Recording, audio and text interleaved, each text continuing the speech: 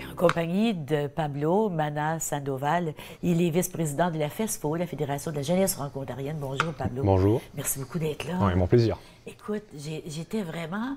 j'ai vraiment été touchée quand tu me racontais un petit peu de ton histoire tantôt. Toi, tu viens de Montréal, tu es né à Montréal. C'est ça. Tu t'es revenu ici, tu avais 8 ans? Oui, 8-9 ans. 8-9 ans. Et tes parents t'ont inscrit dans une école d'immersion. C'est ça. Ils m'ont inscrit dans une école d'immersion pour ma 4e année, ma première année ici à Ottawa. Et c'était supposément 50% anglais-français. Et après la première année, j'ai complètement perdu mon français. C'était pitoyable presque. Alors, on m'a inscrit dans une école francophone catholique. D'ailleurs, je me suis fait baptiser simplement pour entrer dans le conseil. Ça, c'est ça. Tu t'es fait baptiser parce que tu n'étais pas baptisé. Tu t'es fait baptiser pour être accepté au conseil. C'est ça, oui, exactement. Et tu es allé à l'école Sainte-Geneviève? Quelle école? L'Amoureux. L'Amoureux. Enseignement individuel, Oui, c'est ça. oui. Et maintenant, tu es à Franco-Cité. Oui, oui. Pour être vice-président de la FESFO, il faut se faire élire. C'est ça. Je me suis fait élu, je crois que oui, l'année dernière, à notre Assemblée générale annuelle, qui se passe au Jeu franco-ontarien, notre plus grand événement. Et avant ça, j'étais représentant de la région d'Ottawa. Alors, c'est super remerciant de cette communauté qui m'a... Je suis un franco-ontarien adoptif presque, c'est ça. Oui, bien, la francophonie d'ici t'a adopté, toi tu l'as adopté, puis au bout de la ligne, on est tous des franco-ontariens, Exactement, peu importe d'où on vient. C'est ça, c'est ça. C'est ça la beauté de la communauté franco-ontarienne. Oui, c'est une communauté qui est très ouverte. Hein. Ça a pris beaucoup de temps, je dois t'avouer. En effet. Pour avoir travaillé avec cette communauté depuis à peu près 40 ans. Oui. Je sais que ça a été très long. Il y a eu beaucoup de travail, mais aujourd'hui, c'est une communauté qui est très accueillante grâce à des personnes comme toi, à Peter, Émile et d'autres qu'on va rencontrer tout à l'heure. Raconte-moi un peu l'histoire de ce merveilleux projet de santé, le projet de santé pour les jeunes que vous venez d'obtenir une subvention. C'est ça, exactement. La FESFO, la Fédération de la jeunesse franco-ontarienne, est fière de présenter ça à sa membrité, la jeunesse. C'est un projet qui est financé par le ministère de la Santé et des Soins à longue durée, de longue durée, pardonnez-moi, de l'Ontario.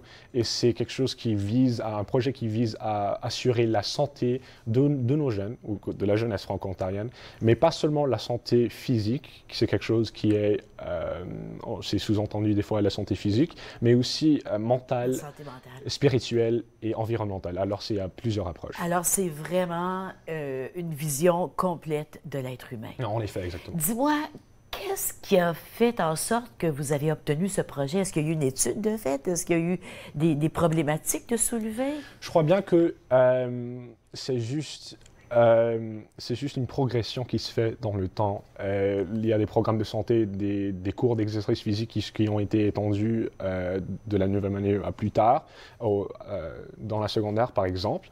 Et je crois bien que c'est juste une progression de la compréhension de l'être humain et de la jeunesse d'ailleurs, de comment on fonctionne et qu'est-ce qui assure une bonne éducation, mais un bien-être total et inclusif. Oui, il est grand temps qu'on se penche là-dessus parce que souvent, l'école s'est attardée surtout au cognitif et très peu au côté émotif ou émotionnel.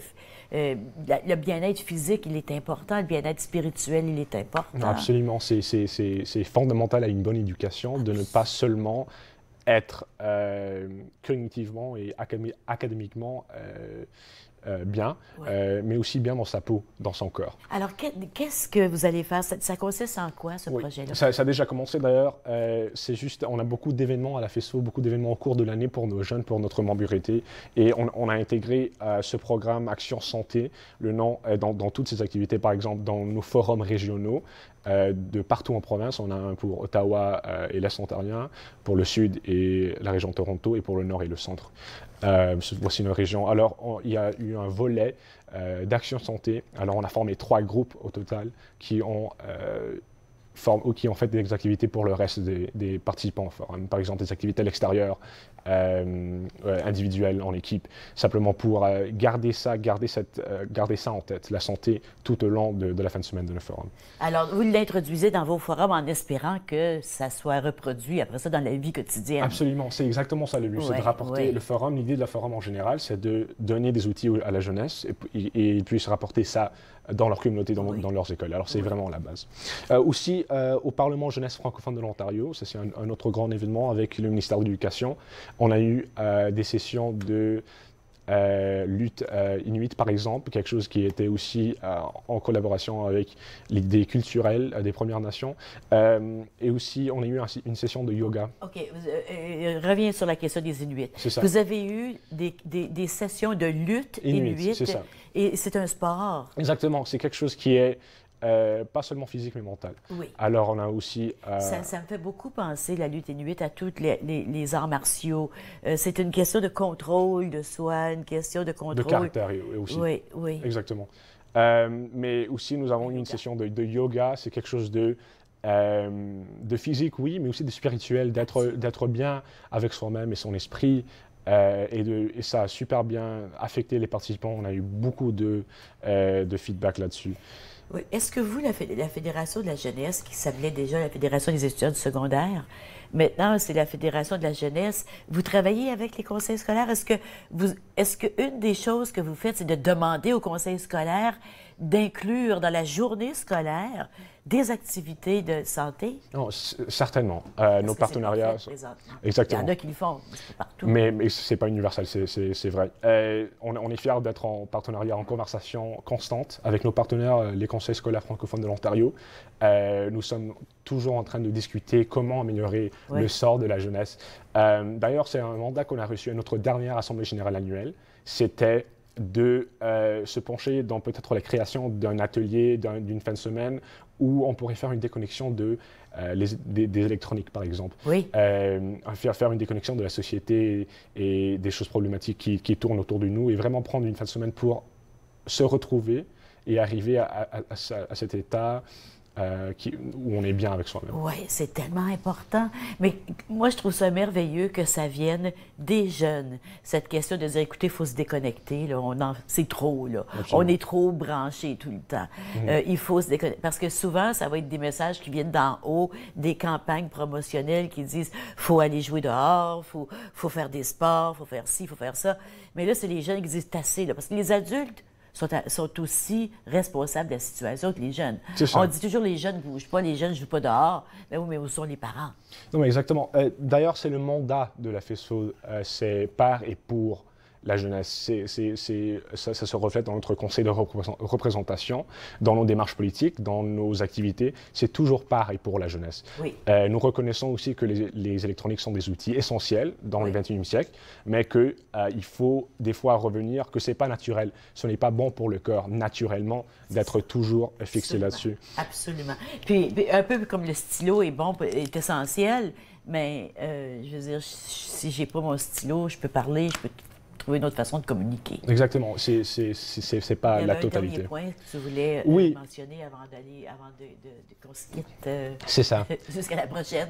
Oui, cette année, on crée un fascicule, un zine, on appelle ça par et pour la jeunesse d'ailleurs, qui sera une excellente ressource pour les écoles, pour les élèves des conseils partout de la province, ou même au Canada français, pour promouvoir la santé non seulement physique, mais mentale, spirituelle, environnementale. D'ailleurs aussi, que j'ai quelque chose que j'ai oublié de mentionner, c'est une approche holistique à la santé, à l'environnement, au respect de l'environnement et de soi-même et notre corps. Alors, je suis vraiment très fier en tant que vice-président que notre fédération fait ça pour la jeunesse. Bien, félicitations. Le zine, on va pouvoir y accéder bientôt? Absolument, oui. Très prochainement, je garde un œil sur nos médias sociaux. Oui, et j'invite les parents qui sont à l'écoute à être plus attentifs à ce qui se fait à la FESFO, parce que souvent les jeunes, de plus en plus, je trouve que les jeunes font la leçon aux adultes, des choses qu'on a laissées aller, qu'on a pensé, on a prises pour acquises peut-être, je ne sais pas. Mais merci de nous rappeler l'importance de la santé holistique. Mon plaisir. Et bonne chance si tu vas revenir. Hein? Oui, merci bien. Merci. Nous, on fait une pause et au retour, je m'entretiens avec un autre jeune, le directeur général du REFO, le regroupement étudiant franco-ontariens.